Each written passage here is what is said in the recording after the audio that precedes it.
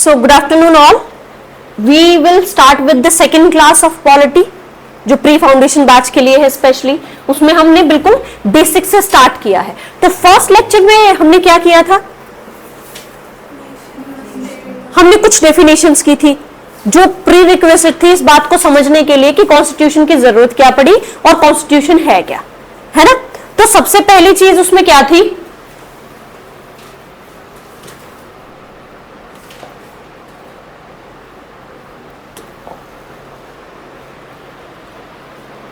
सबसे पहली चीज क्या थी उसमें जो मैंने आपको लर्न कराई थी कि व्हाट वाज कॉन्स्टिट्यूशन।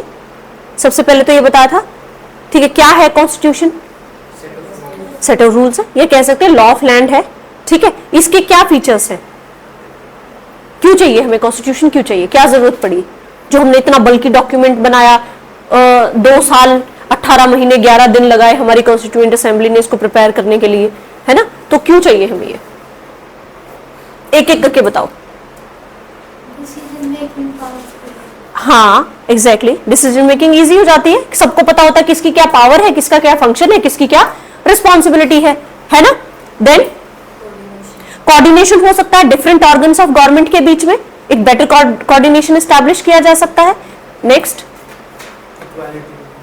हाँ एग्जैक्टली, कुछ फंडामेंटल राइट सिटीजन के लिए या कुछ और जो हमें जो है देने हैं, या ड्यूटीज, फंडामेंटल ड्यूटीज जो उनको बतानी है कि आपकी ड्यूटीज है ना। नेक्स्ट, नोट्स नहीं बनाए हैं आप लोगों ने उस चैप्टर के जो मैंने कराया था,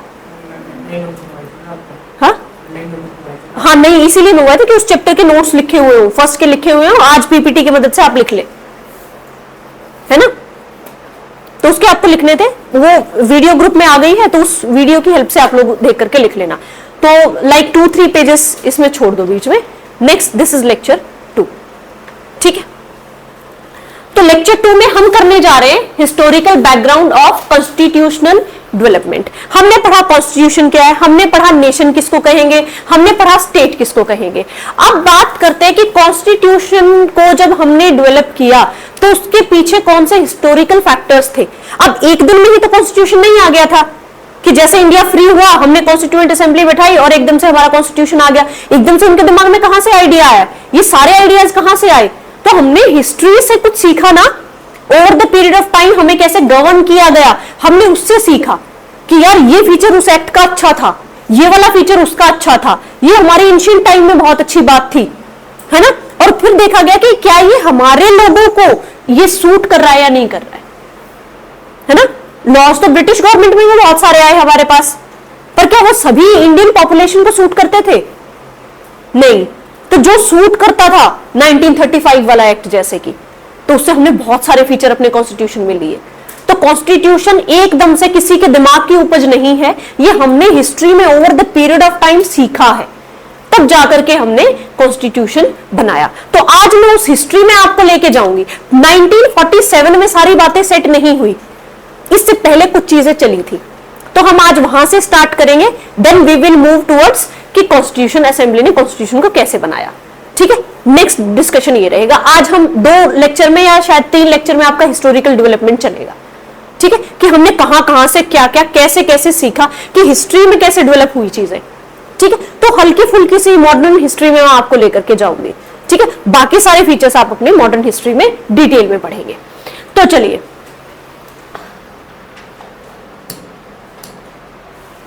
तो इसमें हम क्या करने वाले, पहले तो कॉन्स्टिट्यूशनल डेवलपमेंट कैसे हुई, व्हाट वाज इट्स हिस्ट्री, कि कैसे ब्रिटिशर्स आए, उन्होंने कैसे हमें धीरे धीरे करके अपने अंडर ले लिया, ठीक है। देन एंशिएंट पीरियड से हमने क्या सीखा, क्या सिस्टम ऑफ गवर्नेंस वहां था, मिडिवल में कैसा सिस्टम ऑफ गवर्नेंस था, उसने हमें किस तरह से इंपैक्ट किया। एंड आफ्टर दैट कि मॉडर्न पीरियड में तो फिर हम किससे सीखेंगे, ब्रिटिश ईस्ट इंडिया कंपनी से ही तो सीखेंगे ना, है ना। तो उनके किन एक्ट्स ने, किन फीचर्स ने हमें इंपैक्ट किया और हमारा कॉन्स्टिट्यूशन बना, ठीक है। तो चलिए, जब हमारा कॉन्स्टिट्यूशन हम बना रहे थे तो कुछ फैक्टर्स थे जिन्होंने उस कॉन्स्टिट्यूशनल मेकिंग को इंपैक्ट किया, ठीक है।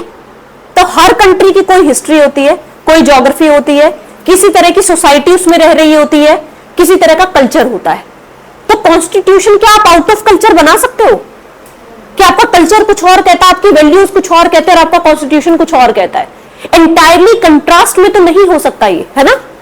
तो हमें क्या अपनी वैल्यूज को, अपने कल्चर को ध्यान में रखते हुए कैसे कॉन्स्टिट्यूशन की जरूरत थी जो हमारी कल्चरल वैल्यूज को, डाइवर्सिटी को, एथनिसिटी को, इन सारी वैल्यूज को स्ट्रेंथन करे, है ना। तो सबसे पहले हम जाते हैं हिस्टोरिकल फैक्टर्स में कि हिस्ट्री में ऐसे कौन कौन से फैक्टर्स थे जिन्होंने हमारे कॉन्स्टिट्यूशन को बनाने में हमें इंपैक्ट किया, इंफ्लुएंस किया। ठीक है, हिस्टोरिकल फैक्टर्स में क्या एंशिएंट कस्टम्स थे, क्या हो सकते हैं हिस्टोरिकल जो है फैक्टर्स।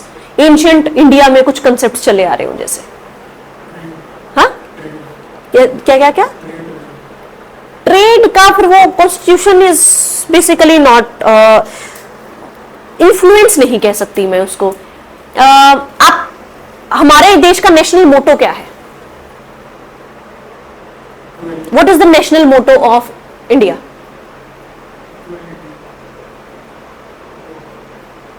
सत्यमेव जयते, है ना। सत्यमेव जयते क्या है, नेशनल मोटो ऑफ इंडिया है ना। और वो कहां से लिया गया, मुंडक उपनिषद से लिया गया, है ना। यही हमारी पूरी फिलॉसफी को रिफ्लेक्ट करता है नेशनल मोटो। मोटो होता क्या है कि बेसिकली हम किस चीज को अचीव करने के लिए, किस चीज के लिए स्ट्राइव कर रहे हैं, ट्रुथ के लिए, है ना। सत्यमेव जयते का क्या मतलब है, सच ही जीतेगा, है ना, सच की हमेशा जीत होती है। तो ये कहां से, तो हमारे वेदास ने, हमारे उपनिषद्स ने, हमारी कस्टम्स ने हमें इंपैक्ट किया, है ना। और हमने क्या किया, सत्यमेव जयते को अपना नेशनल मोटो बनाया। तो कॉन्स्टिट्यूशन को किसी ने किसी तरह से हिस्ट्री की चीजों ने इंपैक्ट किया ना, एंशिएंट वैल्यूज ने इंपैक्ट किया। दूसरा कह सकते हैं मुगल इंफ्लुएंस में कुछ था हिस्ट्री में, जब मुगल्स आए या सल्तनत पीरियड आया, अकबर का पीरियड था, या उससे आप बेसिकली आप सल्तनत वाले में चले जाएं तो मतलब जो मुगल जितना भी एम्परर थे उन्होंने कैसे इंपैक्ट किया इंडिया की पॉलिसीज को, कॉन्स्टिट्यूशन को। हमारे यहाँ पे मुस्लिम लॉ आया, है ना, मुस्लिम्स को गवर्न करने के लिए एक पर्टिकुलर लॉ आया जिसमें कोडिफिकेशन हुई और उसको हम मुस्लिम लॉ बोलते हैं आज, है ना। तो वो मुस्लिम हिस्ट्री से इंपैक्ट किया ना, उसने हमारे कॉन्स्टिट्यूशनल वैल्यूज को शेप किया कि हमने अपनी कॉन्स्टिट्यूशन में वो चीजें डाली फिर, क्योंकि हम इन्फ्लुएंस थे उनसे। हमने क्या समझा कि देखो हिंदू मैरिजेस अलग होती है, मुस्लिम मैरिजेस अलग होती है, तो हमें क्या करना है, सबको साथ लेकर के चलना है। तो हमारे कॉन्स्टिट्यूशनल डेवलपमेंट में उनका भी से था, उनका भी इन्फ्लुएंस था। देन थर्ड, ब्रिटिशर से हमने क्या लिया, क्या हिस्ट्री में ऐसी क्या चीज थी जो हमने ब्रिटिशर से सीखी। Act of 1935 is the perfect example. Britishers ने गवर्नमेंट ऑफ इंडिया एक्ट 1935 दिया जो इंडिया को गवर्न कर रहा था उस टाइम पे जब हम इंडिपेंडेंट हुए, ठीक है। तो उसमें से बहुत सारी चीजें हमें अच्छी लगी, जैसे फेडरल स्कीम, तो हम ले आए अपने कॉन्स्टिट्यूशन में कि स्टेट्स को भी कुछ पावर मिलनी चाहिए, है ना। तो मेजॉरिटी ऑफ जो structural part of Indian constitution है that is influenced by government of India 1935, तो हमने वो ब्रिटिशर से ले लिया, ठीक है। तो हिस्टोरिकल फैक्टर समझे कि कुछ हिस्टोरिकल फैक्टर्स ने हमें इन्फ्लुएंस, ये मैंने आपको कुछ एग्जांपल्स दिए हैं, आप अपनी साइड से भी एग्जांपल डाल सकते हो कि हिस्ट्री में ये चीज थी, कस्टम्स में ये चीज थी, और हम आज देखो अपने कॉन्स्टिट्यूशन में ये चीजें लेकर के आए हैं, है ना। तो इन्फ्लुएंस कर रही है। Next is your geographical factors. India की ज्योग्राफी बहुत डाइवर्स है, ये तो आपको पता है। मेन ज्योग्राफिकल फीचर वो आपको इंडिया में मिलेगा, पहाड़, islands, mountains, plains, coastal plains, जो भी ज्योग्राफिकल फीचर होते हैं आपको इंडिया में मिलेंगे। तो अब इन ज्योग्राफिकल फीचर्स ने भी इंडिया के कॉन्स्टिट्यूशन को इन्फ्लुएंस किया है। कैसे इन्फ्लुएंस किया है, हम एग्जांपल ले लें। साइज ऑफ कंट्री, बहुत बड़ा देश है हमारा, तो हमने किस फॉर्म ऑफ गवर्नमेंट को कन्वीनियंट समझा कि हम ऐसा करते हैं, स्टेट्स में डिवाइड कर देते हैं अपनी कंट्री को, है ना। और स्टेट को क्या करते हैं, पावर देते हैं कि भाई हर बार आपको सेंटर का मुंह देखने की जरूरत नहीं है, आप अपनी स्टेट को कुछ हद तक अपने हिसाब से भी गवर्न कर सकते हो, है ना। स्टेट्स को थोड़ी थोड़ी पावर दी, इसको हमने क्या नाम दिया, फेडरेशन, है ना। तो साइज ऑफ कंट्री ने इंपैक्ट किया हमारे कॉन्स्टिट्यूशन को। बिना फेडरल स्कीम के हम इमेजिन करो इसको यूनिटरी बना देते, कैसे चलता ये देश। स्टेट्स को पावर नहीं देते, सिर्फ एक सेंट्रल गवर्नमेंट होती। नॉर्थ में दिल्ली में बैठी हुई गवर्नमेंट साउथ इंडिया को या नॉर्थ ईस्ट इंडिया को कैसे गवर्न करती, है ना। तो ज्योग्राफिकली जो साइज ऑफ कंट्री था उसने इंपैक्ट किया किसको, हमारे कॉन्स्टिट्यूशन को अल्टीमेटली, पहला हुआ साइज, दूसरा हम क्या कह सकते हैं, क्लाइमेट। क्लाइमेट कैसा है, मॉनसून, जनरली ऐसा माना जाता है ना। मॉनसून है तो हमारा एग्रीकल्चर जो काफी हद तक डिपेंड करता है, तो हमारे जो बेसिकली लॉज एंड पॉलिसीज है वो उसी तरह से बनी, फिर एग्रीकल्चर को वही प्राइमेसी दी गई है ना, वही इंपॉर्टेंस दी गई और उस हिसाब से स्कीम्स आनी शुरू हुई। ठीक है, तो एक क्लाइमेट हो सकता है, दूसरा फिजियोग्राफिक डिवीजन भी हो सकता है ना, कि कोई तो कोस्टल्स पे है, कोई माउंटेन्स पे स्टेट है, क्या कोई प्लेन में, क्या सबके लिए सेम रूल हो सकते हैं, नहीं हो सकते, है ना। तो हिल वाले स्टेट्स को कुछ हमें एडिशनल देना पड़ेगा, या जो आइलैंड स्टेट्स हैं उनको अलग देना पड़ेगा, प्लेन एरिया के स्टेट्स के लिए अलग होगा, है ना। तो जैसे अभी ट्राइब्स है, ट्राइबल एरियाज है, उनको गवर्न करने के लिए हमारे कॉन्स्टिट्यूशन में अलग प्रोविजन है।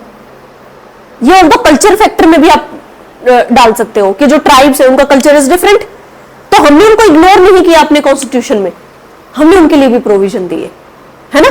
देन जो बेसिकली पॉलिटिकल चीजें भी कुछ ऐसे हुई जिन्होंने इंपैक्ट किया इंडिया के कॉन्स्टिट्यूशन को। प्रियम्बल में कुछ चीज देखने को मिलेगी आपको। पॉलिटिकल में मैं सबसे पहले नाम लूंगी फ्रेंच रेवोल्यूशन का, जिसको हिंदी में हम फ्रांस की क्रांति भी बोलते हैं। ठीक है, तो वो कुछ बेसिकली क्या, कुछ आइडियल्स के अराउंड थी, लोग कुछ चाहते थे अपनी गवर्नमेंट से, क्या चीज चाहते थे, हाँ, इक्वालिटी, जस्टिस वॉज, तो वो हम रशियन रेवोल्यूशन से कह सकते हैं। ठीक है, तो बेसिकली लिबर्टी, इक्वालिटी, फ्रेटर्निटी।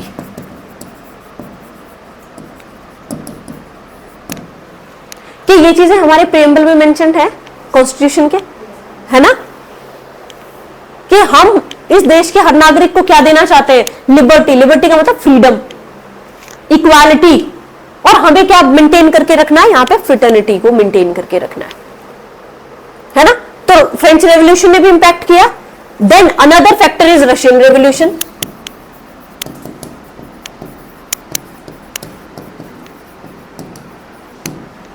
अब रशियन रेवोल्यूशन ने क्या दिया, वही जो रशियन रेवोल्यूशन जिन चीजों के अराउंड चल रहा था, क्या, जस्टिस, है ना। जस्टिस मिलनी चाहिए, कैसी, सोशल, इकोनॉमिक एंड पॉलिटिकल। ठीक है, तो ये रशियन रेवोल्यूशन के आइडियल्स थे, तो इन्होंने भी हमारे कॉन्स्टिट्यूशन को मेंशन किया और हम ये सब अपने कॉन्स्टिट्यूशन में लेकर के आए। The next one is your socio cultural factors.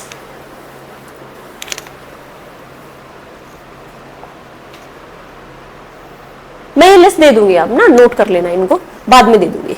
ठीक है, then your socio cultural factors. Socio cultural का मतलब जो आपकी सोसाइटी से रिलेटेड या आपके कल्चर से रिलेटेड है ना, उन फैक्टर्स को कहा जाता है socio cultural factors.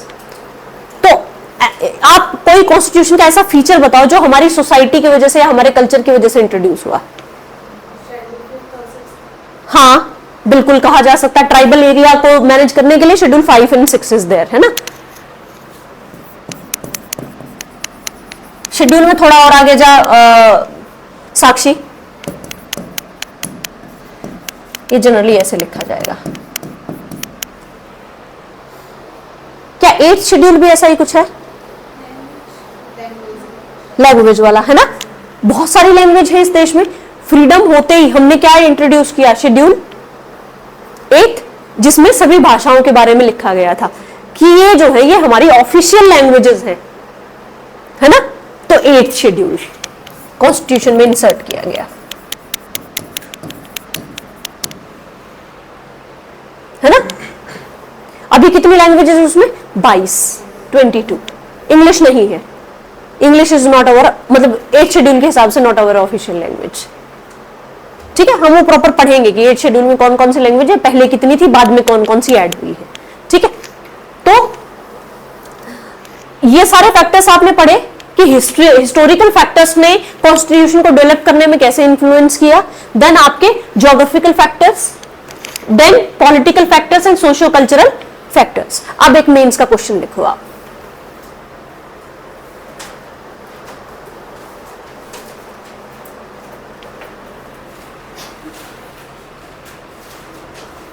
explain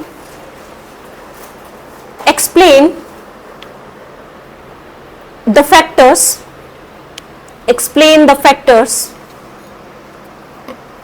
which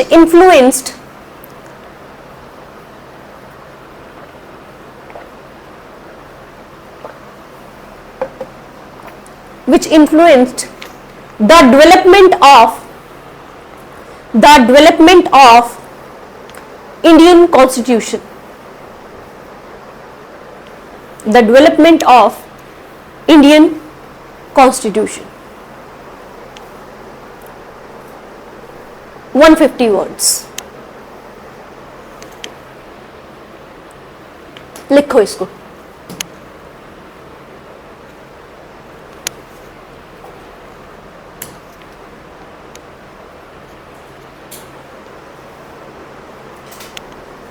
हाँ बिल्कुल. You have 10 minutes.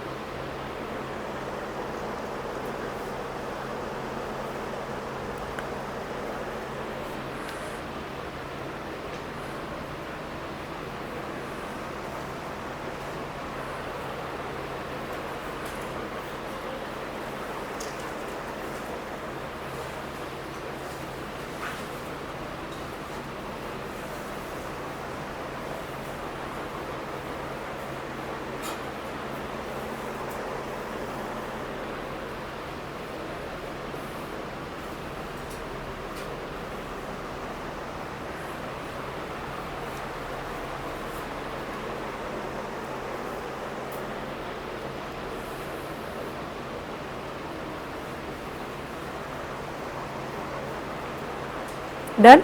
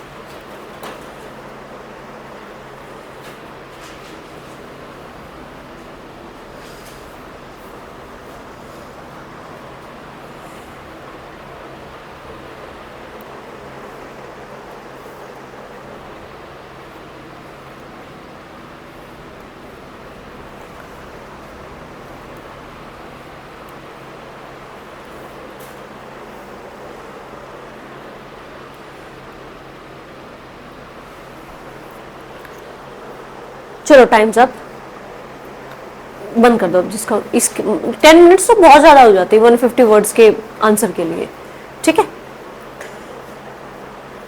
कोई नहीं, छोड़ दो इसको। चलिए वी विल सी कि एंशिएंट पीरियड से फिर क्या चला आ रहा था, है ना, कि एंशिएंट पीरियड में कैसा कैसा किस किस डायनेस्टी के टाइम पे कैसे कैसे फीचर्स थे, कैसी पॉलिटी थी, है ना। आज का तो हम पढ़ने ही जा रहे हैं, तो हम थोड़ा सा पीछे से चलते हैं। सबसे पहले तो एंशिएंट टाइम थे, है ना। इंडस वैली सिविलाइजेशन के बारे में किसी को नहीं आइडिया है। सबसे पहली बात करूं तो सिविलाइजेशन था, उसमें ये आइडिया नहीं है कि किस तरह की पॉलिटी थी, किस तरह की गवर्नेंस थी, है ना। क्योंकि क्या है कि उस टाइम के मिले रिसोर्सेज को ज्यादा डिसाइफर नहीं किया गया कि इनका क्या मतलब था, है ना। तो ज्यादा पता नहीं है हमें उसके बारे में। पता जब रिटन चीजें हमने समझनी शुरू करी हिस्ट्री की, तो वो आता आपका वैदिक एरा से स्टार्ट की। तो वैदिक एरा में क्या था, a system of decentralize system था गवर्नेंस का। डिसेंट्रलाइज सिस्टम का मतलब क्या है कि एक ही जगह पावर नहीं थी, सारी पावर डिवाइडेड थी, है ना। जैसे वो डिफरेंट विलेजेस के पास, उनके हेडमैन के पास वो पावर थी, सभा के पास कोई पावर थी, समिति के पास कोई पावर थी, ठीक है। और एम्फेसिस किस बात पे था, धर्म पे, सोशल ऑर्डर पे और mutual obligation between different section of society, इन पे ज्यादा एम्फेसिस पे किया गया। डिफरेंट सेक्शन ऑफ सोसाइटी के लिए ऑब्लिगेशन क्या थी, जैसे आपकी कोई ऑब्लिगेशन मेरे लिए हो या मेरी कोई ऑब्लिगेशन आपके लिए हो, कि ऐसा नहीं है कि एक इंसान को करना है, आपस में ये तो म्यूचुअली है ना। और सोशल ऑर्डर और जो धर्म की बात थी कि ये इंसान का धर्म है, this function should be perform by a human या एज अ पर्सन आपको परफॉर्म करना है, ठीक है। तो वैदिक में इस टाइप की गवर्नेंस थी। Then comes to Mauryan administration. Mauryas आए, अशोका, उसने कॉन्स्टिट्यूशन की तरह से ही कुछ डॉक्यूमेंट्स लिखे। डॉक्यूमेंट्स कहां लिखे, या तो उन पे रॉक्स पे या पिलर्स पे, वही तो लिखा ना कि यहां है तो ऐसा होना चाहिए, यहां रहेंगे तो ऐसा करना चाहिए। This was the constitution of that time. है ना। पर मौर्यस के पास कैसा था, सेंट्रलाइज एडमिनिस्ट्रेटिव सिस्टम था कि राजा फाउंटेन हेड ऑफ पावर, उससे सारी पावर फ्लो करेगी। फिर सारी पावर कहां कंसंट्रेटेड थी, किंग के पास। ठीक है, देन कम्स गुप्ता पीरियड। ठीक है, गुप्ता पीरियड में फिर क्या हुआ, ट्रेड वगैरह जो है ज्यादा होने लग गई। ये ज्यादा जो बेसिकली आपका सिस्टम है वो कैसा होने लगा, डिसेंट्रलाइज सिस्टम होने लगा।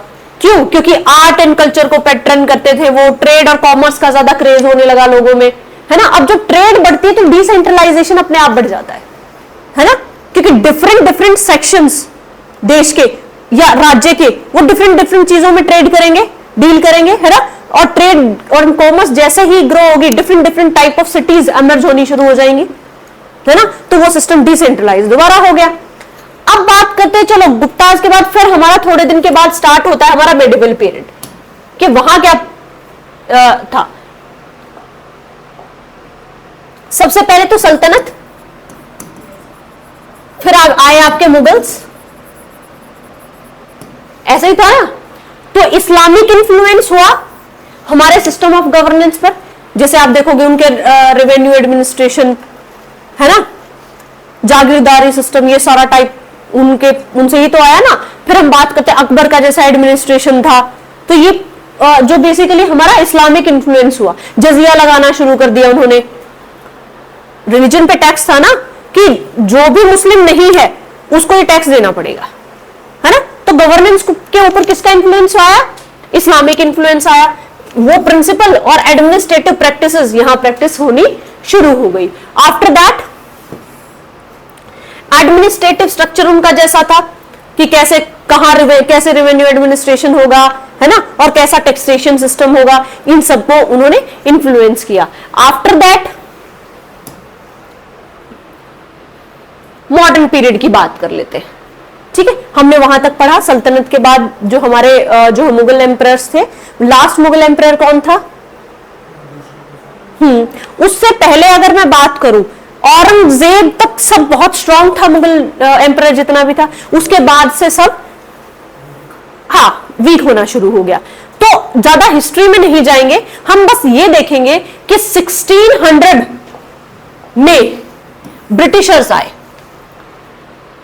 वो ब्रिटिशर्स कैसे आए, एक कंपनी बनाई उन्होंने वहां ब्रिटेन में, उस कंपनी का नाम रखा ईस्ट इंडिया कंपनी, EIC जिसको मैं लिख रही हूं, ईस्ट इंडिया कंपनी। अब उस ईस्ट इंडिया कंपनी को क्वीन एलिजाबेथ द फर्स्ट एक चार्टर ग्रांट करती है। चार्टर का मतलब परमिशन ग्रांट करती है कि आप इंडिया में जाकर के ट्रेड कर सकते हो। ठीक है, वो इंडिया में आए, तो किस हैसियत से आए वो इंडिया में, एज अ ट्रेडर। ठीक है, उन्होंने प्योरली जो है वो ट्रेडिंग फंक्शन किए टिल 1765। 1765 में चीजें चेंज होती हैं। 1765 में क्या होता है, 1765 से पहले चलते हैं हम 1764 में। ठीक है, 1764 में होता है बैटल ऑफ बक्सर। किस किस के बीच में, ईस्ट इंडिया कंपनी जिसको किसने लीड किया था, हेक्टर मुनरो ने। ठीक है, और किस किस के बीच में कंबाइंड फोर्सेस थी, किसकी, मीर कासिम जो कि नवाब के बंगाल के नवाब थे, सुजाउद्दौला जो अवध के नवाब थे, then Mughal emperor Shah Alam II, इनके बीच में एक लड़ाई होती है। ठीक है, लड़ाई में ऑब्वियसली ये सारे हार जाते हैं, ब्रिटिशर्स जीत जाते हैं। ठीक है, अभी इससे 2 मैसेज गए। पहला मैसेज तो ये कि Britishers are strong, Britishers are not here for trade only. दूसरा मैसेज क्या हुआ कि मुगल एम्परर को हराया है। इसका मतलब समझ रहे हो, मुगल एम्परर मींस सबसे स्ट्रॉन्ग पावर। देखा तो ऐसे ही जाता था ना कि इंडिया के ऊपर किसका अभी है, मुगल एम्परर्स का, मुगल्स का, उन्हीं को डिफीट कर दिया। तो सबसे स्ट्रॉन्ग एमर्ज होकर के आए। जब जब कोई हारता है तो उसको जीतने वाले की बात माननी पड़ती है। तो इन्होंने साइन की ट्रीटी ऑफ इलाहाबाद, इलाहाबाद की संधि, है ना, 1765 में, और बैटल एंड हो गया। पर ये जो ट्रीटी थी, ट्रीटी ऑफ इलाहाबाद, इसमें क्या क्या था, क्या क्या था, किसने साइन की, सबसे पहले तो मुगल एम्परर शाह आलम ने एंड रॉबर्ट क्लाइव जो ईस्ट इंडिया कंपनी को रिप्रेजेंट कर रहे थे उस टाइम पे। बाय दिस एग्रीमेंट एम्परर ने क्या किया, दीवानी राइट्स दिए किसके? बंगाल, बिहार एंड उड़ीसा के। हम आगे बात करेंगे व्हाट आर दीवानी राइट्स। ठीक है, क्या होते हैं दीवानी राइट? देखो दो तरह की चीजें होती है, एक तो होती है दीवानी, एक होती है फौजदारी। ठीक है, फौजदारी में क्रिमिनल मैटर्स को डील किया जाता है और दीवानी में रेवेन्यू से, एडमिनिस्ट्रेशन से, टैक्सेशन से, इन सारी चीजों से डील किया जाता है।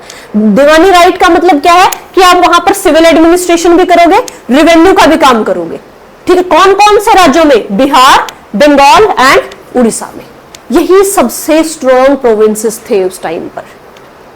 ठीक है, तो दीवानी राइट्स मिल गए इनको।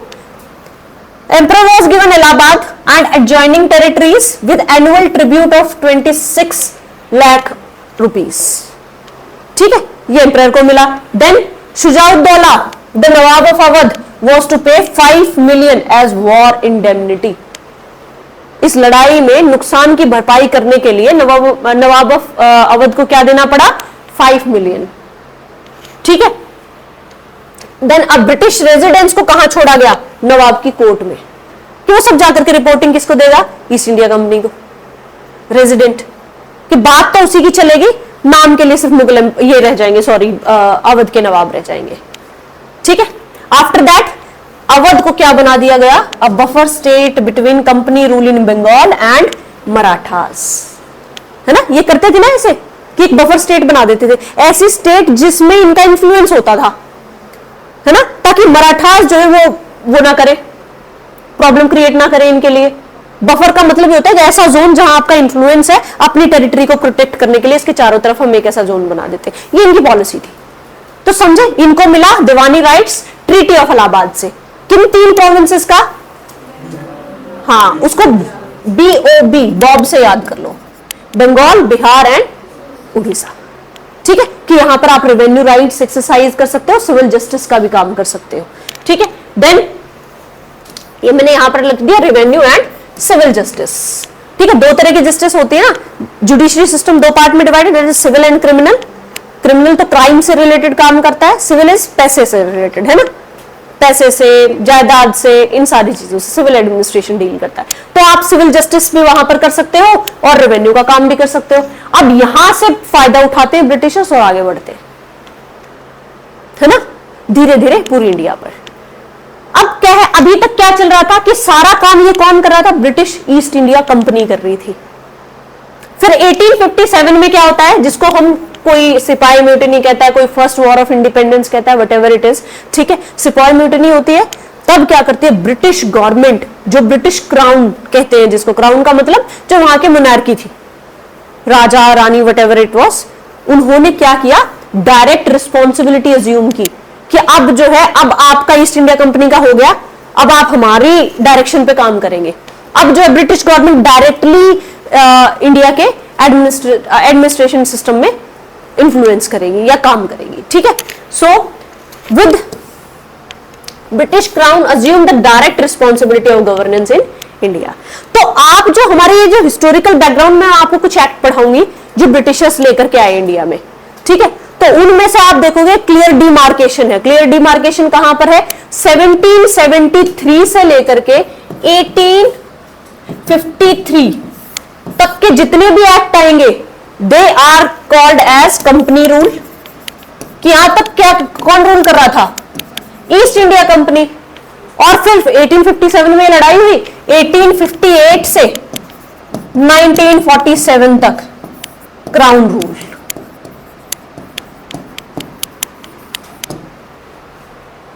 ठीक है, तो हम ये करने वाले हैं। और जब 1847 में ये गए, तब हमारे सामने एक चैलेंज इमर्ज हुआ कि हमें भी कॉन्स्टिट्यूशन की आवश्यकता है, and that way we developed our constitution. ठीक है, तो हम बात करते हैं 1773 से 1773 से स्टार्ट करेंगे। ठीक है, 1773 से 1853 तक जितने भी एक्ट आए वो क्या है? कंपनी के रूल के, है ना, कंपनी ने बनाए, ईस्ट इंडिया कंपनी ही यहां पर रूल कर रही थी। देन 1858 से फिर 1947 तक जितने भी एक्ट आएंगे वह ब्रिटिश ईस्ट इंडिया कंपनी की थ्रू कौन एडमिनिस्ट्रेशन कर रहा था? British government. लास्ट में तो उनको भेज दिया कि चलो तुम्हारा हो गया, अभी हम डायरेक्टली यहां पर काम करेंगे। ठीक है, वो आप मॉडर्न हिस्ट्री में बहुत डिटेल में पढ़ोगे कि फिर जैसे वो सेक्रेटरी ऑफ स्टेट अपॉइंट किया गया ना वहां पे, है ना, कि वहां का कोई मिनिस्टर है जो यहाँ के एडमिनिस्ट्रेशन को देखेगा। चलिए, यहां तक समझ आ रहा है? ठीक है, तो देखो ये है कि हिस्टोरिकल बैकग्राउंड है कि हिस्ट्री में बेसिकली हमने कौन कौन से एक्ट ऐसे देखे जो हमारे कॉन्स्टिट्यूशन को इंपैक्ट करते हैं। तो सबसे पहला था रेगुलेटिंग एक्ट 1773। रेगुलेटिंग से नाम से ही पता चल रहा है कि समथिंग इज रेगुलेटेड। तो ईस्ट इंडिया कंपनी के अफेयर्स को गवर्नमेंट ने रेगुलेट करना स्टार्ट किया कि ठीक है आपने ले लिया, सारा पैसे का भी वहां का ले लिया, फिर उनको भी लगने लग गया कि यार कुछ तो है वहां पे, बड़ा अच्छा है सब, तो थोड़े पैसे हमें भी मिलेंगे। तो उन्होंने कहा कि अब ऐसा है कि आप जितनी मौज लेनी थी ईस्ट इंडिया कंपनी को ले ली, अभी we will direct you, we will regulate you, है ना। 1858 के बाद तो डायरेक्टली कि अब चलो तुम बैग पैक करो, तुम्हारा हो गया, and we will assume the responsibility. ठीक है, देन आता है पिट्स इंडिया एक्ट। ये पिट्स के नाम पे था, Pitt's India act. Charter act 1833 and charter act 1853, यहां तक crown rule. After that government of India act 1958, 1861, 1892, 1909, 1919, इसके बाद भी बहुत सारे, 1935 और थोड़ा सा 1947 वाले एक्ट के बारे में भी पढ़ेंगे। वो हालांकि इतना इंपॉर्टेंट नहीं है, सबसे इंपॉर्टेंट है ये इनमें थोड़े से गवर्नमेंट और काउंसिल्स में चेंज हुए, तो हम वो पढ़ेंगे। तो सबसे पहले we will start with regulating act of 1773। ठीक है,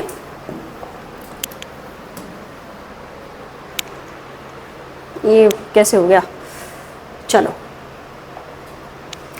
ये जो रेगुलेटिंग एक्ट ऑफ 1773 था, ये फर्स्ट स्टेप था towards governing East India Company या रेगुलेटिंग ईस्ट इंडिया कंपनी।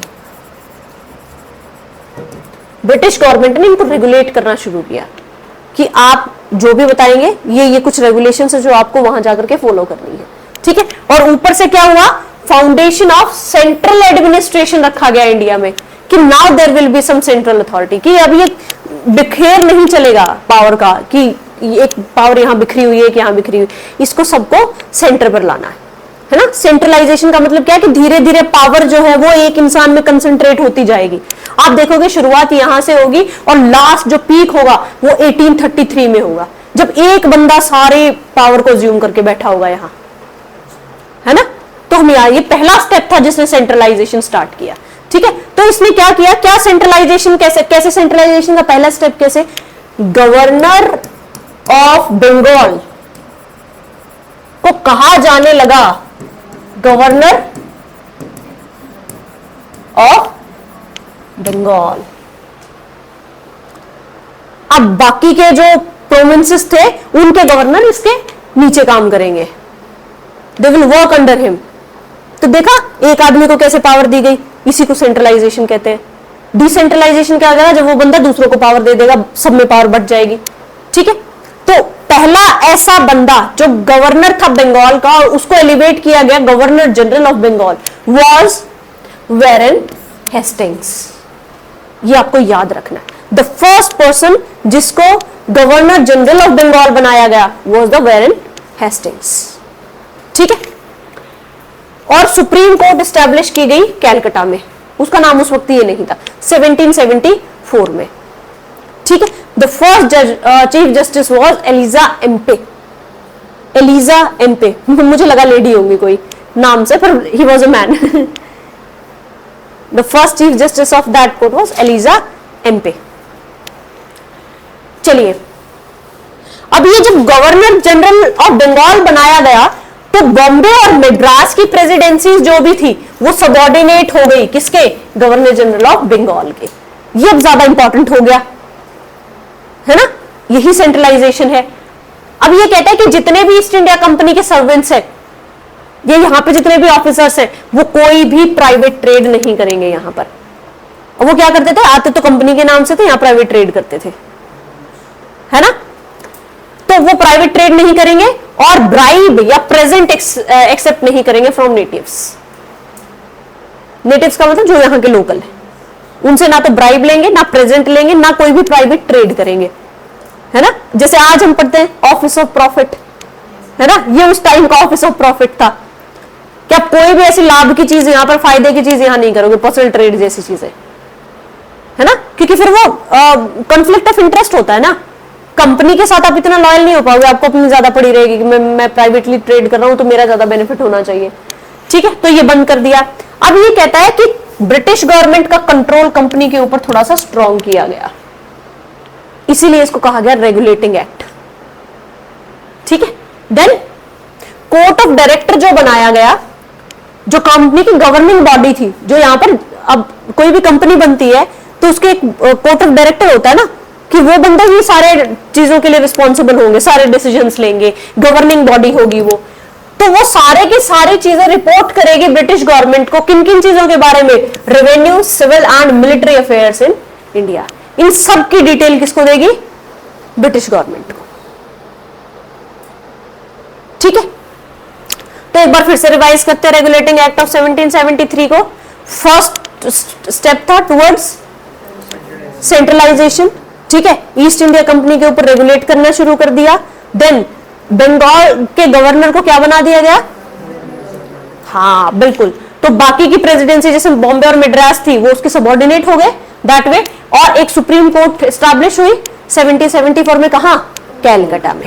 ठीक है, देन कंपनी के जो ऑफिसर्स थे या सर्वेंट्स थे उनको प्राइवेट ट्रेड या ब्राइब या प्रेजेंट लेने से मना कर दिया गया from natives. Then control of British government over company strengthen. ठीक है, और उन्होंने कहा कि जो कोर्ट ऑफ डायरेक्टर है, जो गवर्निंग बॉडी है उस कंपनी की, ईस्ट इंडिया कंपनी की, उनको सारे के सारे revenue, civil and military affairs report करने होंगे ब्रिटिश गवर्नमेंट को कि यहां क्या क्या हुआ। ठीक है,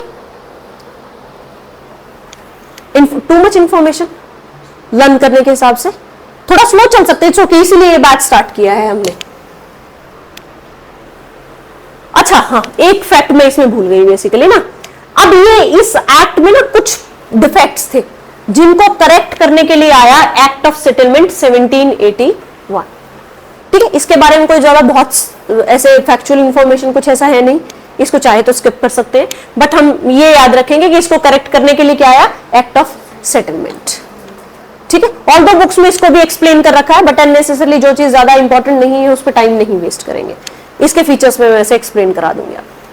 ठीक है, तो इसको करेक्ट करने के लिए एक्ट ऑफ सेटलमेंट 1781 आया, जिसको हम जनरली स्किप ही कर दे। ठीक है, नेक्स्ट इज योर पिट्स एक्ट। ठीक है, अब पिट्स इंडिया एक्ट 1784 में आया। ठीक है, अब इस एक्ट, ये एक्ट इतना सिग्निफिकेंट क्यों है, इतना इंपॉर्टेंट क्यों है? इसने पहली बार जो भी टेरिटरी थी कंपनी की इंडिया में कि इस पे कंपनी है, इस टेरिटरी पे कंपनी का अधिकार है, उनको क्या कहना शुरू किया?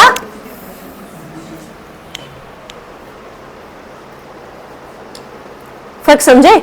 ब्रिटिश पोजीशन मतलब ब्रिटिश का कब्जा है अब इन चीजों पे, है ना? तो अब इसने कहा कि आपको ना अपने कमर्शियल जो आप ट्रेडिंग वगैरह करते हो वो और पॉलिटिकल फंक्शन जो आप रूल करते हो दोनों को अलग करना होगा।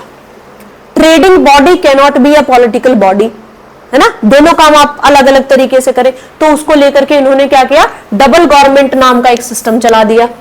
तो आपसे पूछा जाए the system of double government came from Pitt's India act. ठीक है, फीचर्स पे क्वेश्चन आते हैं, which among the following is the feature of that particular act. तो आपको ये याद रखना है कि ये फीचर इससे आया था। कुछ क्रोनोलॉजी, कुछ सीक्वेंस बनेगी, लॉजिकल सीक्वेंस बनेगी कि जैसे अभी वाले एक्ट में governor of Bengal, governor general of Bengal बने, the governor general of Bengal will become governor general of India अगले एक्ट में। ठीक है, तो ये कह रहा है कि कमर्शियल जो काम है ना आपके ट्रेडिंग वगैरह, इनके लिए कोर्ट ऑफ डायरेक्टर है, वो मैनेज करेगा। अपनी उसको एडमिनिस्ट्रेशन को दो भागों में डिवाइड करो, एक होगा कोर्ट ऑफ डायरेक्टर्स, ये ऑफिसर्स किसके लिए रिस्पॉन्सिबल होंगे? कमर्शियल अफेयर्स के लिए। फिर होगा एक नई बॉडी बनाओ, बोर्ड ऑफ कंट्रोल, क्योंकि कोर्ट ऑफ डायरेक्टर तो पहले ही थी ना, जिसको रिपोर्ट करने थे वो सारे मैटर्स सिविल, रेवेन्यू, मिलिट्री के। अब दूसरी बॉडी बनाओ, नई बोर्ड ऑफ कंट्रोल, जो क्या करेगा? पॉलिटिकल अफेयर्स को मैनेज करेगा। ठीक है, तो उन्होंने कहा कि अपने अपने जो है अपने फंक्शंस अलग करो, कमर्शियल फंक्शंस को अलग रखो और पॉलिटिकल फंक्शंस को अलग रखो। ठीक है, चलिए आज इतना ही करेंगे जो कंफर्टेबली लर्न हो जाएगा आपको, ठीक है। साक्षी आपके हिसाब से थोड़ा स्लो हो सकता है, बट स्टेप बाय स्टेप चलेंगे और पूरा इसको याद करेंगे, ठीक है। तो जब ये खत्म हो जाएगा, इस पे प्रीलिम्स के आज तक जितने भी क्वेश्चंस आए हैं, we will try all of them, साथ साथ मेंस के मैं कराती रहूंगी। नहीं नहीं, बट एक आइडिया सा हो गया कि यार दो तरह के काम मतलब करे जा सकते हैं, है ना।